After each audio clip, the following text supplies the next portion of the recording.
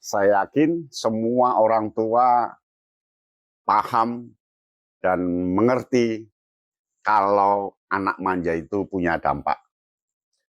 Anak manja itu punya akibat yang merugikan bagi anak itu dan merugikan bagi orang tua. Sehingga minimalkan anak manja, karena anak manja itu terjadi pada semua orang, termasuk orang tua dulunya waktu kecil. Tetapi dampaknya harus diminimalkan. Audio Jungle. Audio Jungle. Assalamualaikum warahmatullahi wabarakatuh. Salam Kak Yana Bintang. Anak Anda manja? Pasti, karena semua anak itu pasti manja. Dan yang lalu kita paham tentang ciri-ciri anak manja. Nah sekarang dampak anak manja. Apa yang akan terjadi ketika anak manja terus tanpa dikendalikan oleh orang tua, malah diperbesar tingkat kemanjaannya? Dampaknya mengerikan. Satu, anak akan menyendiri, karena dengan menyendiri itu dia ingin diakui oleh orang tua sehingga manjanya harus dipenuhi. Jadi dia menarik diri, menyendiri.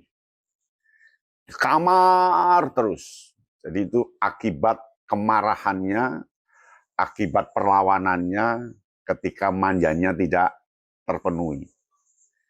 Mengapa? Karena yang lalu terpenuhi kok sekarang enggak. Nah ini pertimbangan yang luar biasa. Yang kedua, kesulitan berteman. Anak manja itu punya kesulitan dalam berteman karena merasa bahwa dia punya segalanya, lebih, akhirnya menjadi sombong. Atau yang kedua, dia merasa minder dari temannya karena manjanya ternyata kurang, sehingga tidak mendapatkan sesuatu. Jadi, itu yang kedua. Nah, dampak yang ketiga, anak ini cenderung menjadi manipulatif tinggi.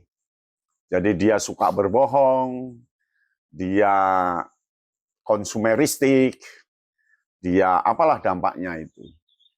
Jadi dampak yang ketiga ini, mengerikan. Kalau anak terus disuplai dengan manja, aduh, pada suatu saat dia akan punya gangguan pikiran, gangguan hati, karena mengalami hal yang tidak diinginkan, karena tidak pernah terpenuhi keinginannya.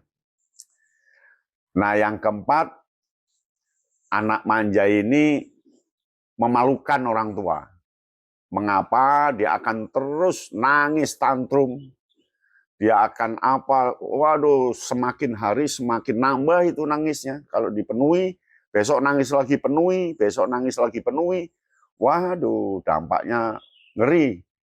Ya, itu yang keempat. Nah, yang kelima, dampaknya tidak punya percaya diri yang tinggi. Dia tidak punya percaya diri yang tinggi, bisa mampu sendiri karena segala satunya akan diberi oleh orang tua. Ya. Nah, yang kelima, dia malas. Dampaknya dia akan menjadi pemalas karena dengan malas pun dia mendapatkan sesuatu. Dengan tidak berbuat apapun dia mendapatkan sesuatu. Nah, yang keenam, tidak bisa melihat secara realistis. Anak yang manja, dampaknya adalah dia tidak bisa melihat dirinya apa adanya. Dia tidak bisa melihat siapa diri saya, kekuatan saya di mana, itu. Nah, kalau dia tidak bisa melihat dirinya, tidak bisa mengukur dirinya terhadap kenyataan, ini berat sekali. Jadi dia memang tipenya tidak bisa melihat kenyataan, ya. Karena kemarin dipenuhi, sekarang enggak. Pokoknya enggak melihat kenyataan. Nah, yang ketujuh, gagal hidup. Duh, kok ngeri, Pak? Ya, gagal hidup itu artinya dia memang tidak punya cita-cita, Karena cita-cita itu kan biasanya bermula dari kekurangan, bermula dari realitas diri, bermula dari keyakinan diri dia bisa sukses tanpa dibantu siapapun. Tetapi karena manja terus sampai besar, ya dia cita-citanya bingung, sehingga pada suatu saat dia gagal untuk meraih cita-cita itu. Nah, oleh karena itu, hindari anak manja supaya tidak berdampak yang merugikan bagi orang tua. Memang sekarang manja itu anak bisa diam. Tapi kalau terus-menerus menjadi pembiasaan dan menjadi watak dia, watak anak manja. Jadi jangan sampai anak Anda terus-menerus manja. Meskipun manja itu adalah alamiah, milik semua anak. Demikian ya.